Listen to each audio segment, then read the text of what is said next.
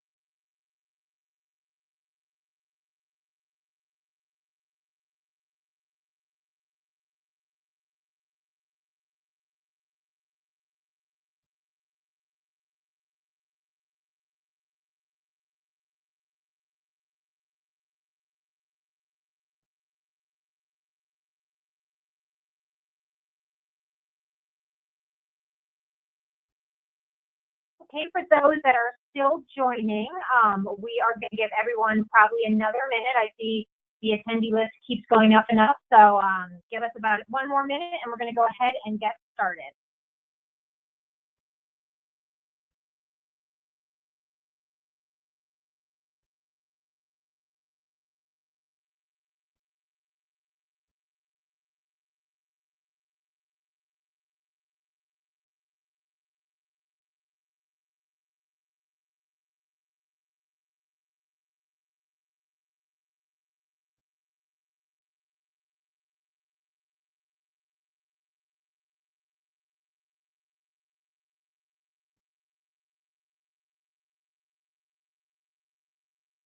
Okay, we're going to go ahead and get this show on the road. Again, thank you all for joining us today for the Digital Sales Best Practices webinar. My name is Jennifer Green-Neff. I'm the Marketing Director for Commercial Truck Trader and will be your webinar facilitator for today. Some housekeeping before we get started. Hopefully everyone can hear us. However, if you can't, please raise your hand, which is located here on the control panel. For those having audio issues, I've entered a link into the chat portion of the control panel for you to troubleshoot. Everyone should have seen this option when signing on to the webinar to pick their audio preference, either via computer audio or call-in number.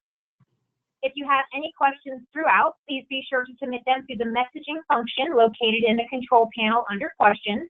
And when we get to the Q&A portion of this session, we'll make sure to answer the questions in the order which they're received. We'll also have a couple polls for you to answer during the webinar as well. This session is being recorded and can be distributed after the webinar has ended. For those that aren't experiencing any audio issues, we're going to go ahead and get started. I'm going to pass the mic to Terry Williams, Manager of Strategic Relationships for Commercial Truck Trader, And Terry was also recently elected to the UTA 2019 Board of Directors. Terry? Great, thanks, Jennifer. Hello, everyone, and thank you for taking time to take a break in your day for what we believe will pull you ahead of your competition. Thanks to Amy and her guidance of the UTA Training Committee for an excellent 2018 program.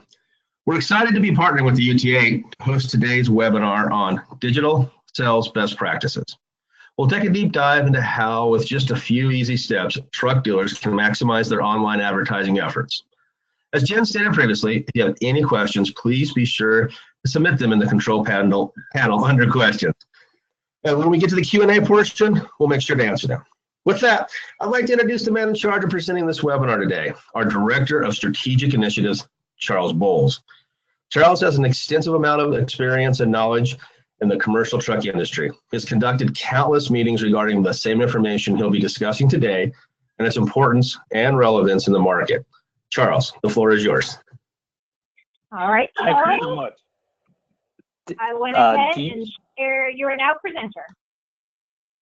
Okay. Do you see my screen? Yep.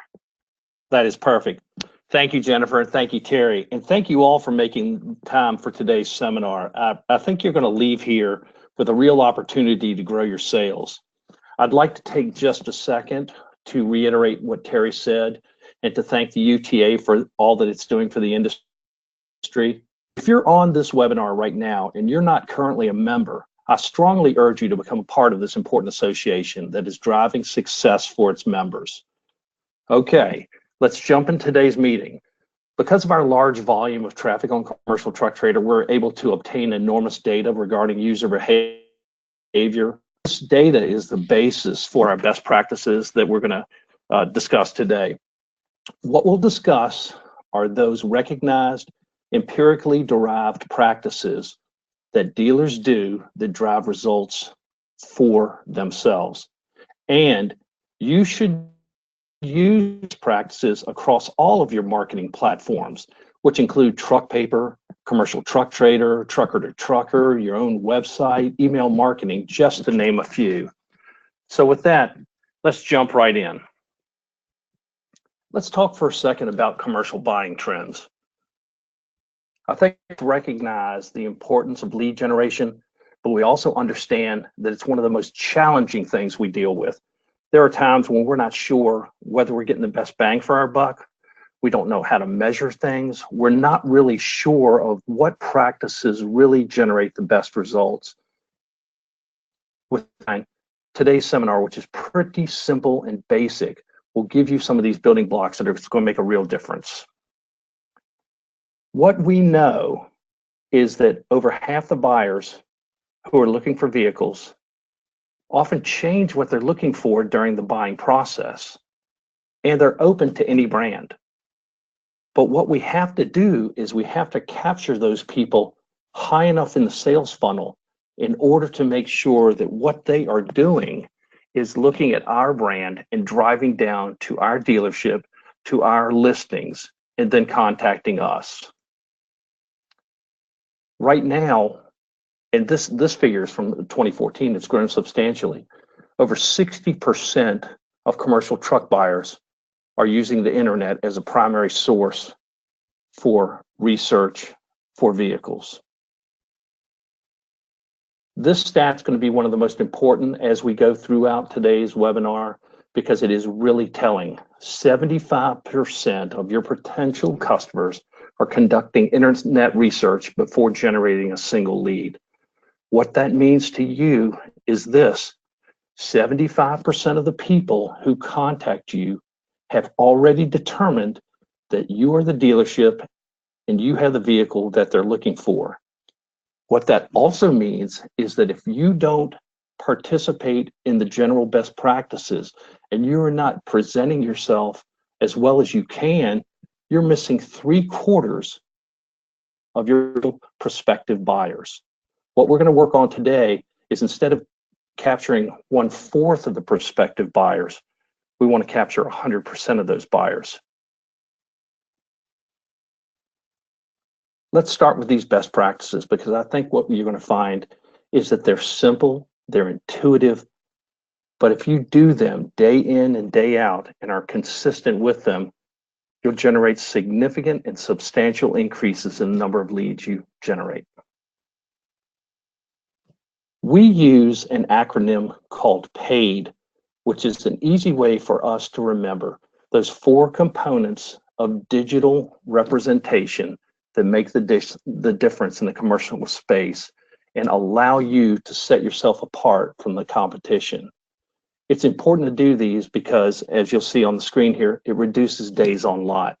You can get an extra turn in a year by just following these principles. If you can reduce the time on lot from 63 days to 57 days to 56 days over the course of a year, that gives you an extra turn of inventory. What would an extra turn of inventory do for your sales? It would be really significant. It also gives you a competitive advantage when you use PAID, because what you do is you set yourself apart from your competitors. It increases your reach because you're more likely to get people farther up in the sales funnel who are searching for vehicles and bring them down the sales funnel to you. And just as a note, all your inventory should be listed online, not just a few select vehicles. You want to be ready just in case there's a buyer who's looking for a piece of inventory that you may not think is significant to them, but is very important to them. Let's start with PAID, and we're going to start with the P in PAID, which is price. Price does drive sales, but not in the way you may think. Price is a starting point for many buyers, but we know this: if price is not included in a listing, people will not contact that listing. No price or call for price means don't call me. We know that listings with price get significantly more engagement, generate more connections that convert the sales than those that have no price at all. It's better to have a high price than none at all.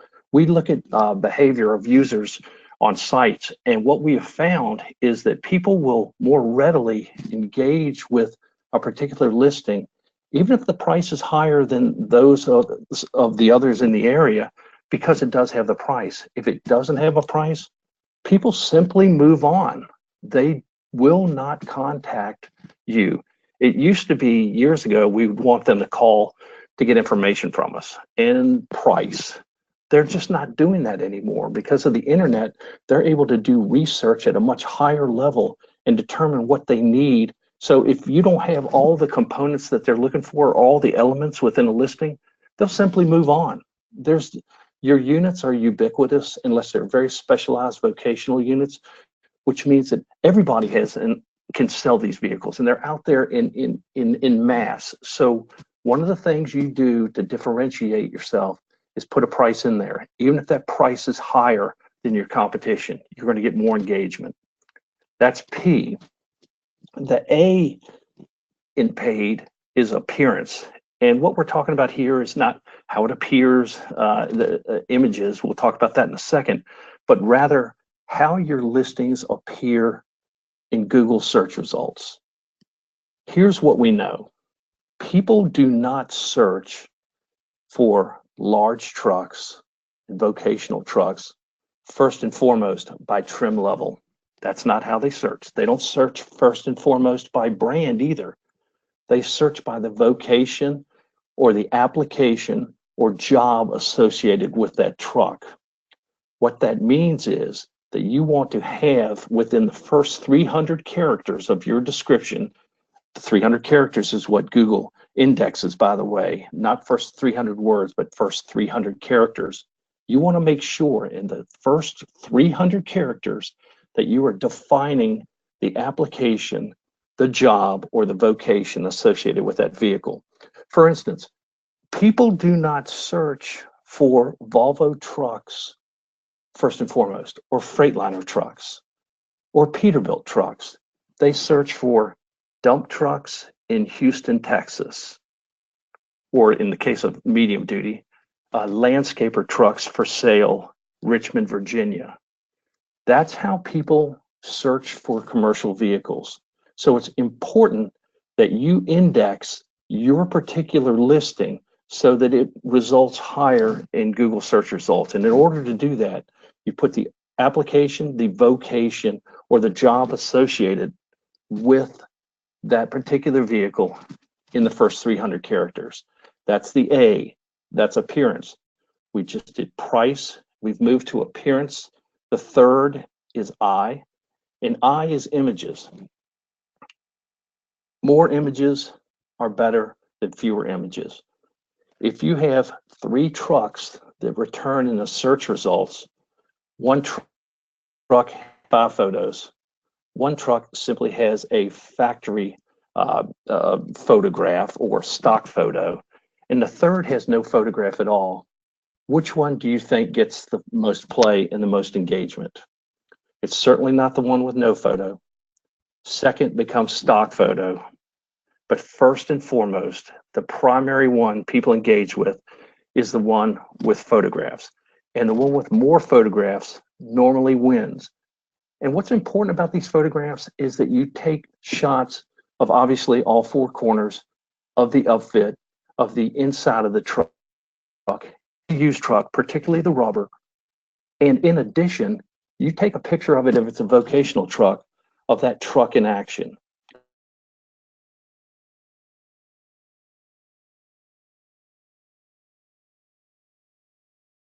A photograph of the dump raised as its first photograph, it gets significantly more engagement than one with the dump down. When people are looking at search results and they see one in action, whether it's the dump up or whether it's some other feature, they're more likely to engage in it. It's the same thing is true on your lot. You know, when you have several dump trucks on your lot, for instance, people are less likely to notice unless one has a raised bed. Once you do that, it generates significantly more engagement. So images are the difference, and it does reduce days supply or days on lot by a considerable amount. So make sure that you have at least 25 photographs per image. People shop that way. Remember, they're looking at things long before they ever contact you. And if they can't find these things that they're looking for, they just move on to somebody else. So that's the I in pages. So we've done price, we've done appearance, we've done images. The final aspect of paid is description. We all know that descriptions drive buyer behavior and buyer engagement. What we've got to keep in mind is what are those important things in a description. We talked about with appearance, it's important within those first 300 characters of the description that we talk about the vocation, the application or job associated with that vehicle. Then we need to talk about the truck itself. Now, commercial buyers don't search primarily based on trim level of vehicle. That is farther down in their research process. They're interested in the vocation, then they're interested in all the technical aspects of the vehicle. Then they're in incentives, rebates, financing, or any of those other things associated with the sale of the vehicle. So it's important that our description is read in what we call from importance down. The important thing is the vocation of the vehicle. Then what are the specs associated with the vehicle? Then what are those special incentives that you can offer for that vehicle? And finally, trim level and other things associated with it. It's also a place where you put in about your fixed ops, because when somebody is buying a used truck, they're also buying that dealership in the sense of service and maintenance. It's important for them to feel comfortable with you. So with that in mind, make sure that that's included in the description as well. Remember, people are doing all of their research, or 3/4 of them are, all of their research before they even contact you. They've looked at the price, they've looked at the appearance, they've looked at the images, they've looked at the description. So they've gotten way down that sales funnel by the time they get to you. So it's really important that we make sure that we button up paid and do those 4 components that make the difference, and we know empirically drive results for our dealers. With that, I'm going to turn it back over to Jennifer for a quick poll. Okay, great. Once you see the box on your screen, just go ahead and click the appropriate answer and then hit submit. So do you have a better understanding of the importance of adhering to paid to maximize advertising efforts? So we'll give everybody a second. We'll let them vote. Looks like a good majority of you are voting, and we'll go ahead and close the poll and we'll share the results. So it looks like 96% said yes, we absolutely have an understanding of paid and how to maximize those advertising efforts. All righty. So with that, right back to you, Charles. Phew, thank goodness. That's a tough one to explain again. That's a lot of words. Well, good. I'm so glad. Thank you all. And if at the end of the seminar, I'll have my contact information as well. If there are any nuances or anything that you have questions about, or anything additional that you would like to add that maybe we could use in future presentations regarding this. I'm going to spend just a second on this because we're going to pass this out later, as Jennifer alluded to. But the path to purchase for commercial dealers, and if you look on your screen from left to right, it starts in slow motion and ramps up significantly. And every different step along that path is something that you have to be committed to and have to be part of. The reason we have to do it now is that's what our competitors are doing. Even though our industry is still a lot of word of mouth and a lot of loyalty, that's changing as the generations are changing. So we have to adapt, and we have to adapt to the type of methods that reach those particular audiences. So we will send this out so that you can, in more detail, look at path to purchase. What we've talked up to this point about is really focusing on the basics, the blocking and tackling that we know from experience, from data, are those things that make the difference. If you use paid every day for every listing, you'll see that the number of engagements and connections you receive from your prospective buyers grows significantly. Remember, 75% of your commercial prospects will pass you by if you do not represent the listings well. There are just too many other vehicles out there, and they'll just move on. So we need to make sure we do these basics right day in and day out. Measuring and measurements and analysis are also an important part of a commercial dealership nowadays. And it doesn't take much effort.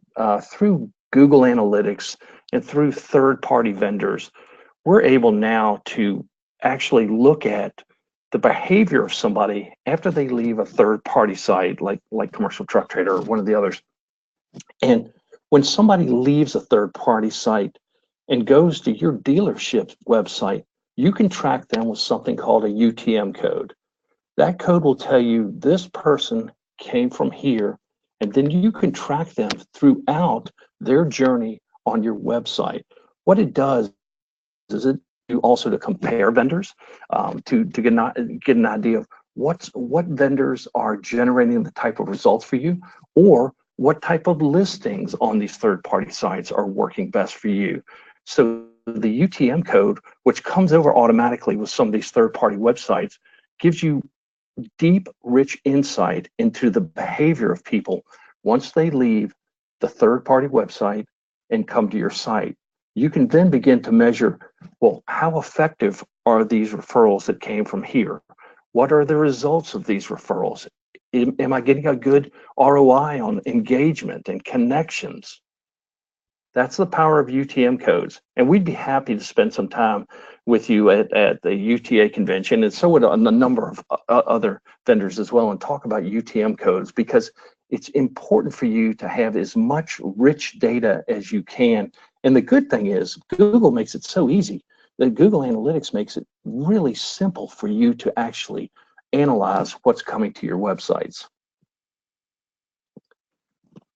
This is probably one of the most interesting times for commercial truck sales.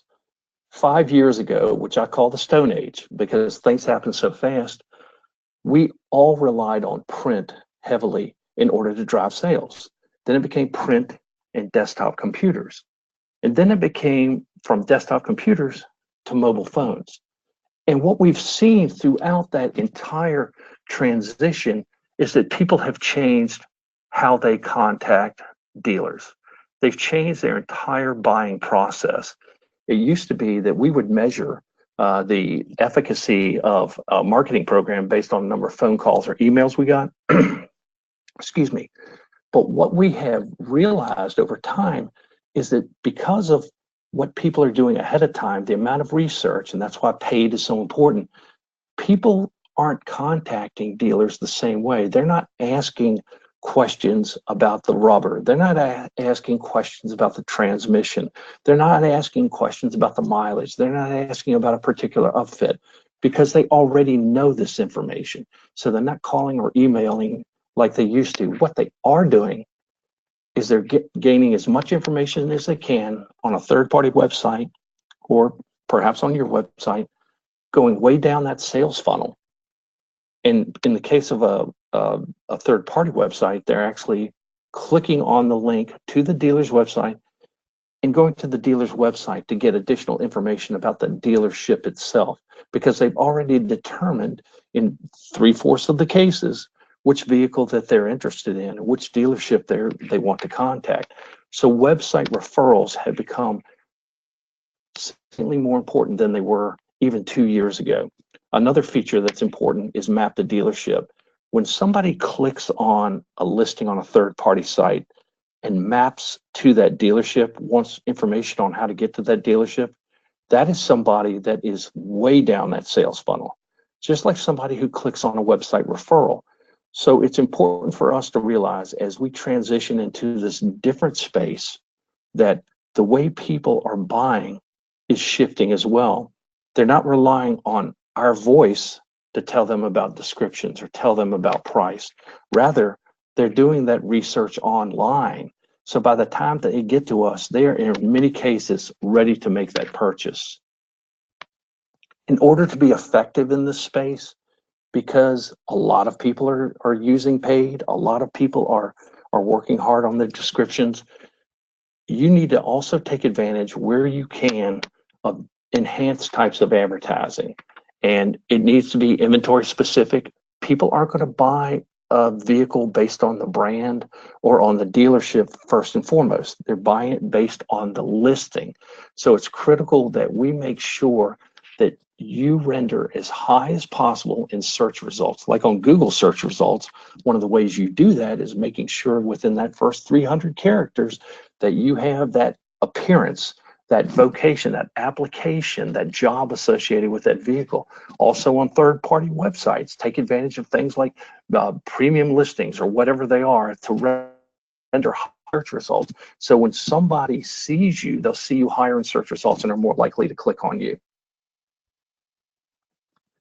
We talked about this a second ago with UTM codes, but I want to go into a little more detail. Every third-party provider provides information that's critical to understanding whether or not you're getting an ROI on your particular marketing package. It's important that you look at the impressions a particular listing generates, and then the number of views and the number of engagements or connections associated with that. If you aren't getting a high number of impressions on certain vehicles, you have to ask yourself why.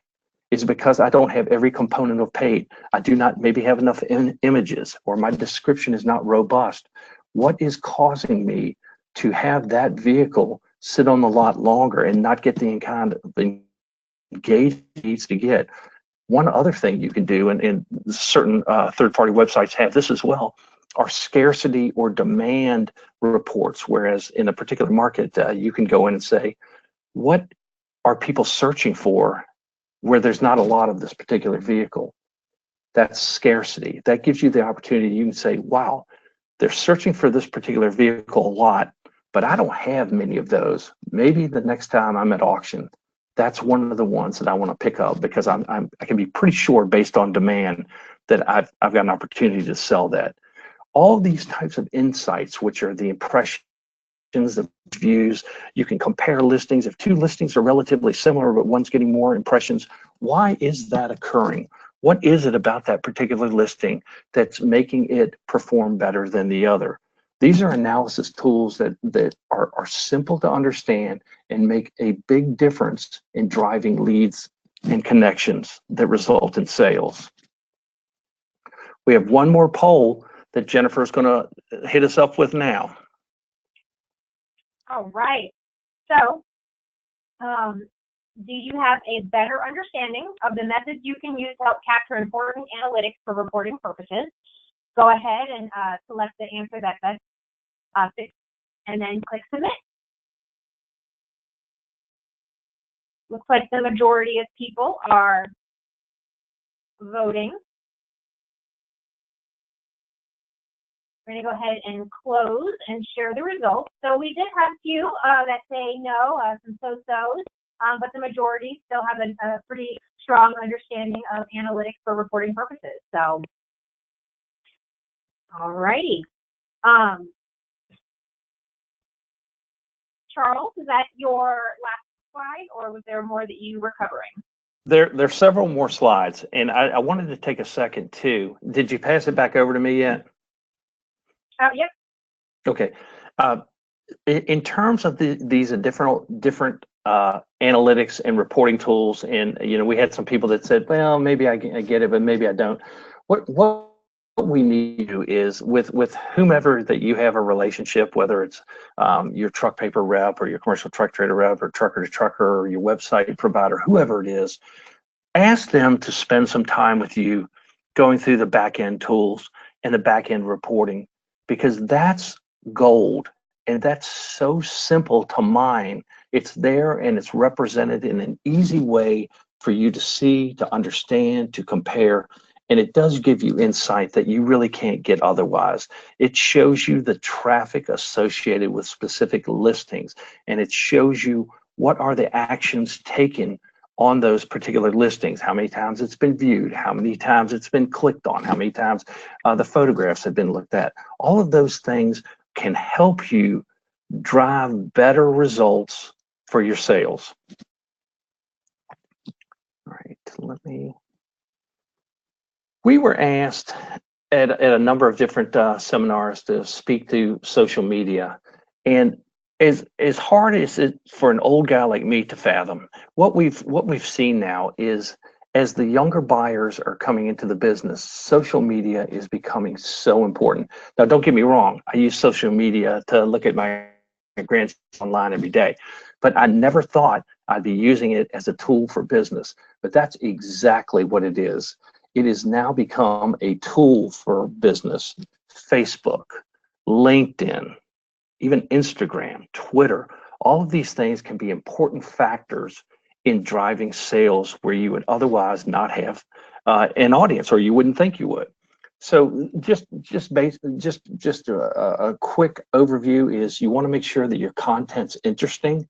It doesn't have to be salesy. As a matter of fact, younger buyers in social media are less interested in being sold than given information. So it's important to make it interesting. It also gives you the opportunity to keep connected with these folks. And that's really important, to start a dialogue and continue that dialogue with them. For more information on that, I know that the UTA committee is looking at doing some more related to social media and how to take advantage of it. So we'll leave it with that today, but keep in mind that it's going to become more and more important to your business. One of the neatest things that's happened over the past few years, and some people would say at times creepy, depending on how you do it, is something called retargeting.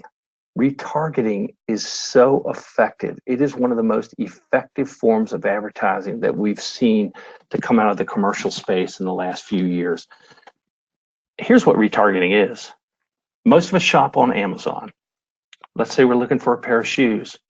We leave Amazon and we go to CNN.com or FoxNews.com or to ESPN.com. And that pair of shoes is following us around the internet. we're clicking on another website and there's that ad for that pair of shoes. What happens is that a cookie has been dropped off at a website, and then that cookie follows you across the internet. And every time there's an opportunity, that ad is rendered. What we've seen from those results and that behavior is that an enormous number of people are clicking on those ads. I do. I resisted it for a while, but then I got over it, the creep factor, and realized, that's a pretty effective way of bringing people back to my website. It's a really effective way of bringing people back to a third-party website to take another look at that specific unit or units like that you have.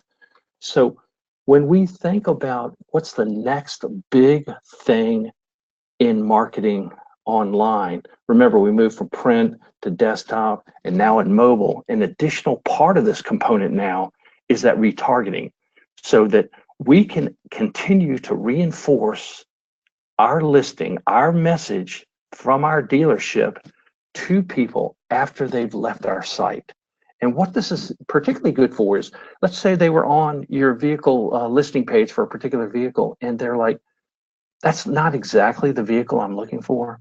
And then they leave. Well, what recourse do you have to recapture them then? You do now with retargeting. You can also use the conquest. You can say, anytime anybody's is on a third-party website and looking at my things and it's interested in a Peterbilt and I'm a Freightliner dealer, I'm going to follow them with a Freightliner message. Get them back to either that third-party website for my listings or drive them to my website. Retargeting is a fabulous way to incredibly increase your reach without having to spend a lot of money either. It's a really effective and efficient form of advertising.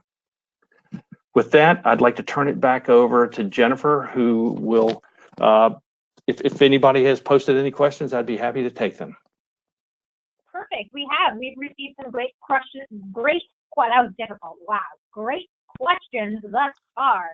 And so we're going to address those first, but please make sure that if you have any, or if any of these questions generate a new question, go ahead and enter those into the question section in the control panel. So Charles, the first one that we have, if you could have dealers change one thing, what would it be? Wow. Can I make it two things? I don't know. The question said one, but I say you do it. You do you. Please. Well, the most important thing is to conform and use the paid approach, because we know scientifically, from a data perspective, empirically, that it works. That is what's the difference. And if we don't do it, then we're missing 3/4 of the buyers. And we just can't subsist on that, particularly when new inventory is so tight, when we've got builds are out till Q3 next year and we're trying to sell used vehicles and we're coming against a lot of folks. We've got to make sure that we're doing all the right things. And the second thing is to answer those inquiries as soon as they come in, because when somebody is now contacting you, they're not asking just a general question. Usually, most of the time, it's something specific associated with the transaction. And if we wait, that thing will sour and they'll move on to someone else. Okay. And then another question similar to that one, but just making sure if it's the same answer, if you have something else. What is the biggest single mistake dealers make when they advertise trucks? There are a couple. One is, and I hope no manufacturers are on the line right now, because they spend a lot of money on stock photos. But stock photos generate so much less engagement than real photographs of vehicles on lots, and it happens for a couple of reasons. And we've surveyed a bunch. Well, we've actually polled a bunch of buyers, and one of the things they say is, when it's a stock photo, I'm not even sure if that dealer has that particular vehicle. I know when I actually see photographs of the vehicle, it's there on that dealership lot, so they're more likely to buy.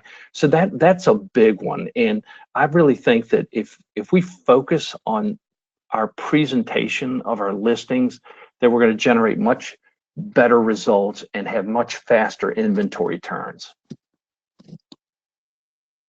Okay. Another question, what are good keywords to help sell? That's interesting. Now, the problem is we've got 100 some people on here.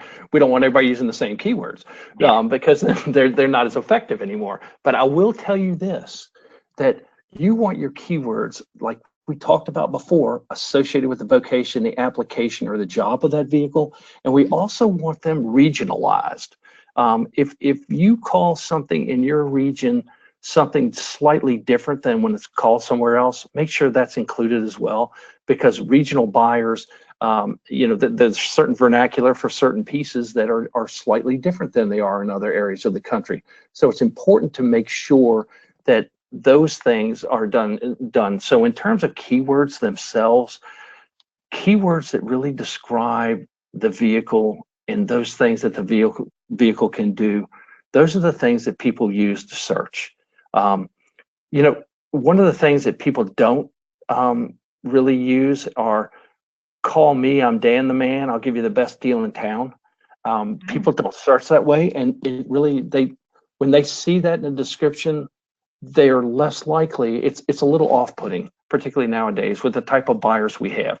Our buyers are research-based buyers. They're interested in as much information as possible. So we've had to adapt and change how we sell over the years. We can't say, I'm not going to put the price in or much details, and I'm going to have them call me and then I'm going to sell them.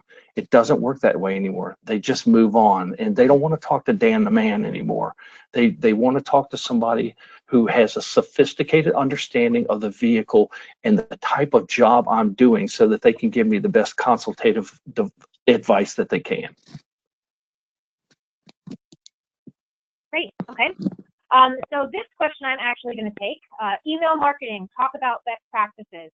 So I could actually do an entire webinar around best practices for email marketing. But if I could leave you with one or two things to truly understand about email marketing, aside from the templates, aside from the frequency, aside from that a subject line should have no more than 40 characters being letters, spaces, and punctuation. It would be, make sure that you understand FTC compliance. You have to understand the best practices as it relates to email compliancy, because if you don't, you could be hit with fines, you could be hit with spam. There's a lot of things that could go wrong with email, and I think sometimes we jump into, well, how frequently should I email? What should they look like? What should the content be? And then we overlook that we're actually doing some stuff that isn't necessarily, not just the best practice, but not necessarily FTC compliant. So that would be my answer in this 5-minute Q&A session for email marketing best practices. Another question. Charles, did you want to add anything to that, or were you comfortable? No, that was very good. Yeah, it is. No, that's perfect. Okay. Another question. I noticed you did not mention listing videos. We recently started using this as a tool for our listings. Curious your thoughts on including video with pictures as well. Videos are extraordinarily important. Videos are that next step in the images, the eye in paid. Video gets a lot of engagement. Videos are that step up, that top tier in images. It's important still to have photos, because that's how you're going to render in search results for most places. But the image of a video makes truly a bigger impact. And by simply using an iPhone and walking around the truck and giving a walk around and talking about it, generates a lot more engagements. But you have to make sure that when you do it, that they can hear you and that they can understand. Other than that, they don't care if it's homemade looking or not. I mean, the slicker it looks, the better, obviously, but they really are interested in seeing and hearing about that vehicle. So I am 100% in agreement. Video is the top tier in images. You need photos, but you also need images, videos as well. Okay. On that, actually, one is very relatable. I have multiple trucks that are exactly alike. So are you saying I need unique photos for each one? Definitely. I know that sounds like a lot of extra work, but I can tell you this. Now, I don't think anybody on this call is a dealer, but let's say that you're selling Ford Transit Connects and you go to search results on a third-party site and there are 40 listings with the identical photograph. People aren't, they're going to say, you know what? I don't know if this is for real. I don't know if that vehicle is actually represented properly. It looks the same as this photograph right above it, or it looks the one above it. All units have some differences to them. And I think it's important for people to, they're more likely to pass all over listings that look extremely similar. So taking pictures from different angles for different trucks will increase engagement because it then looks like a different vehicle. It doesn't look like the same vehicle. Okay. I'm running out of questions in our control panel. Does anyone have any other questions that they'd like to submit? We'll give it another second. Charles, are there any final thoughts that you could think of that we haven't necessarily discussed? No, but I want to thank everybody, and I want to thank Jennifer and Terry and the UTA as a whole, and the training committee as well. I really appreciate everybody jumping on here. My contact information is right here on the screen. We'll leave this up for a few minutes as the seminar winds down. But what makes UTA such a powerful organization is the level of engagement of its membership, and you'll see that in November at the annual meeting. It's amazing to see the networking and sharing of knowledge that takes place. So if you haven't committed to going to the convention yet, I would seriously give it a second thought and jump onto it, because you will learn more in those few days there simply from networking and working with your peers than you can at any webinar. Well, maybe except for this one. With that, I'll turn it back over to Jennifer. So we did have one more question come through that was email related. What is the best time of day to send out flyers through email?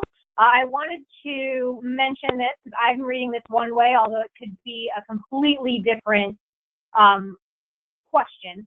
But there have been people that would literally embed a flyer into an email. And so the bad thing about that is that there are size requirements as it relates to email. And so the last thing you want to do is wind up in someone's spam. And that's typically what will happen when your email consists only of an image. So you want to make sure that when you are sending emails, they are content heavy, that there are actual words, you have footers, you have your unsubscribes, again, being compliant with FTC regulation. As it relates to best time of day, that really just depends. I mean, we've entertained, we were told previously that, oh, no one checks their emails on the weekend and it doesn't really work out. And we want to make sure that we send it during the week, and we have some great engagements on Saturdays. So I think the best thing to do is to A/B test. Send out an email and send the same one to a different group, and send one on a Monday, send one on Tuesday, send one in the morning, send one in the afternoon, and track that report, track those results, and figure out truly what works best for you, for your customers, and then your email program. Okay, I did have one more question about receiving a copy of this presentation. We have recorded it, and we'll also make sure to send out the recording, a PDF of this presentation. And again, if you have any questions that we haven't addressed in this webinar, please email charles.bowles@commercialtrucktrader.com.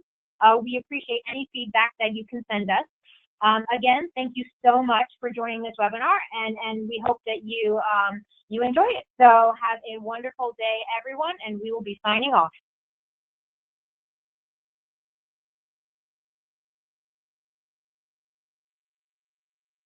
Good job.